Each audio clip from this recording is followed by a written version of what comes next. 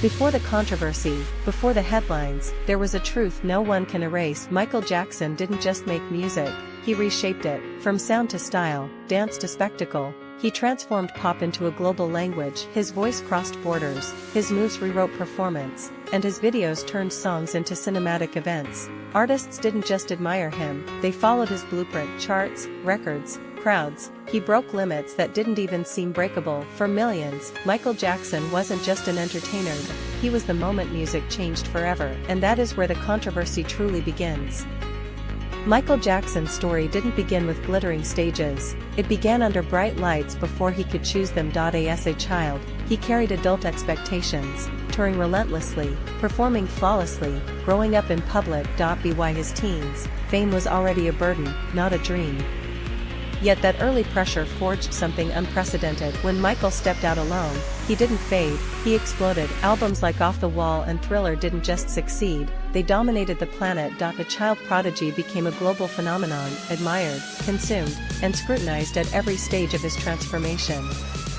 By the mid-1980s, Michael Jackson wasn't just famous, he was everywhere. His face, his voice, his silhouette became global symbols, recognized in places untouched by Western pop. Before crowds shut down cities, television paused for premieres, records shattered faster than they could be counted. This wasn't normal celebrity, it was cultural domination. Fame reached a level no human had ever carried, and there was no escape from it. Every move became news, every silence suspicious. When fame grows this large, it stops being admiration, and starts becoming pressure that would shape everything that followed.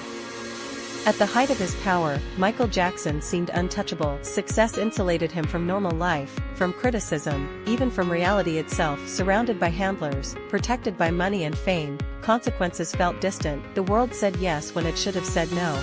Boundaries blurred, isolation grew. Being untouchable didn't mean being free, it meant being alone at the top, disconnected from ordinary limits. And when no one can challenge you, small problems grow unchecked. This extreme elevation didn't just protect Michael, it quietly set the stage for confusion, mistrust, and the questions that would later redefine his legacy.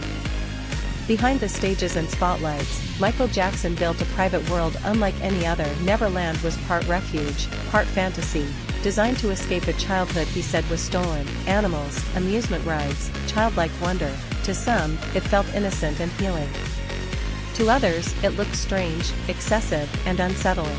His behavior didn't fit the expectations of adulthood, especially for someone so powerful. This gap between intention and perception fueled suspicion. What Michael saw as safety and comfort, the public viewed through fear and disbelief. And in that misunderstanding, curiosity slowly turned into doubt, setting the stage for deeper controversy.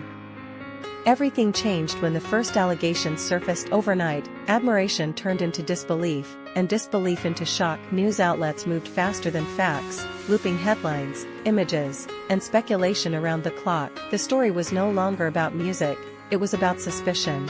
For the public, the contrast was jarring. The world's most famous entertainer facing accusations no one was prepared to process. Questions spread faster than answers, and nuance disappeared in the noise. Even before courts or evidence, Michael Jackson was tried in the court of public opinion. From that moment on, his legacy would never exist without controversy attached to it.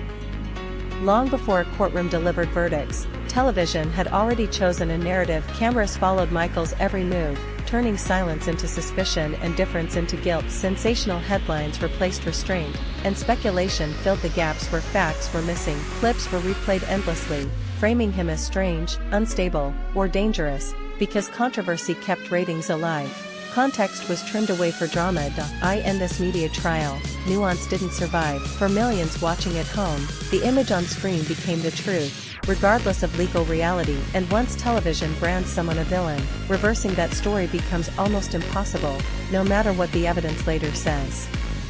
When the cameras finally gave way to courtrooms, the story slowed down, but the damage was already done. Testimony replaced tabloid headlines, and evidence-based scrutiny instead of speculation. The trials were long, public, and exhausting, exposing every detail of Michael Jackson's life to judgment. In the end, legal outcomes did not match the certainty many had already formed. Acquittals closed cases, but they didn't close minds. For supporters, the courts confirmed innocence. For critics, doubt remained. The law delivered answers, yet controversy survived, proving that in the public eye, verdicts don't always end debates, they often deepen them. After the trials, the world didn't unite, it divided. For some, Michael Jackson remained a musical genius wronged by fame and media hysteria. For others, suspicion overshadowed every achievement, making celebration feel uncomfortable or impossible. Conversations became arguments. Families, fans, and cultures chose sides. One group pointed to verdicts and inconsistencies, the other focused on accusations and behavior they couldn't ignore. There was no middle ground. His music still played everywhere, but reactions changed. Applause and discomfort now coexisted. Michael Jackson became something rare and unsettling, a figure both defended and doubted, depending entirely on who you ask, and what they believe matters most. As the debate intensified, a larger question emerged: can the art be separated from the artist? Michael Jackson's music still moves millions, fills dance floors, and shapes pop culture decades later. Yet for some listeners, enjoying it feels like moral compromise. Others argue art stands on its own, untouched by the creator's personal life. This question has no simple answer, and Michael's case magnified it globally. Every play button became a decision. Every tribute sparked backlash. His songs never disappeared, but the way people experienced them changed forever, and in that tension, his legacy remains permanently unresolved. Years after Michael Jackson's death, leaving Neverland reopened wounds many believed were settled. The documentary didn't introduce new verdicts, but it reignited old questions with emotional force. Personal testimonies replaced court transcripts, and for many viewers, emotion felt more powerful than legal history. Broadcasters pulled music.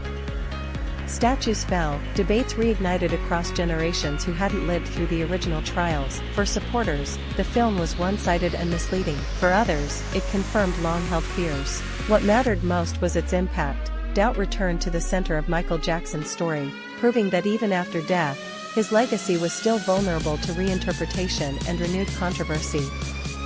In the wake of renewed scrutiny, defenders and critics sharpened their arguments. Supporters highlighted Michael's philanthropy, artistry, and acquittals, insisting selective evidence was being weaponized. Critics pointed to allegations, inconsistencies, and behavior they found troubling, arguing that the world often overlooked warning signs. Social media amplified both sides, creating echo chambers where nuance disappeared. Facts were chosen to support beliefs, not challenge them. In this tug-of-war, truth became layered and complicated, and public perception fractured further. Michael Jackson's story was no longer just about music or fame, it had become a battleground of interpretation, with every detail scrutinized, debated, and spun in opposing directions. In recent years, cancel culture reshaped Michael Jackson's public image in ways unimaginable during his lifetime. Streaming platforms debated whether to feature his music. Award shows reconsidered tributes.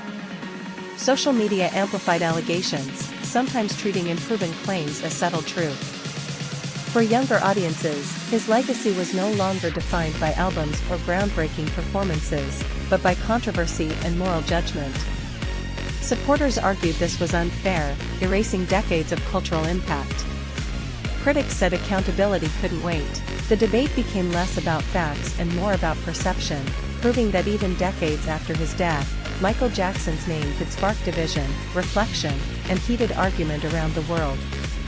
Even after his death, Michael Jackson's influence remains undeniable. Artists across genres continue to study his voice, dance, and stagecraft, borrowing moves, sounds, and ideas that defined pop music. His records still sell, his videos still inspire, and his image still captivates millions worldwide. Yet influence has become inseparable from controversy. Every tribute sparks debate, every imitation invites scrutiny. His cultural footprint is massive, but so is the shadow of doubt that follows him. Michael Jackson changed music forever, but he also changed how we question, judge, and dissect fame. His legacy is a reminder that genius and controversy often travel together. The debate over Michael Jackson's legacy refuses to end because it touches something deeper than music or fame. It's about morality, perception, and the human need to reconcile genius with imperfection. Every new generation asks the same questions. How do we honor art while questioning the artist? Can admiration survive doubt? Michael's story forces us to confront uncomfortable truths about idolization, media, and justice. His life, art, and controversies remain intertwined, unresolved, and endlessly discussed. No matter the verdicts or tributes, the conversation continues. If you want more deep dives into the lives of iconic celebrities, subscribe now for more documentaries.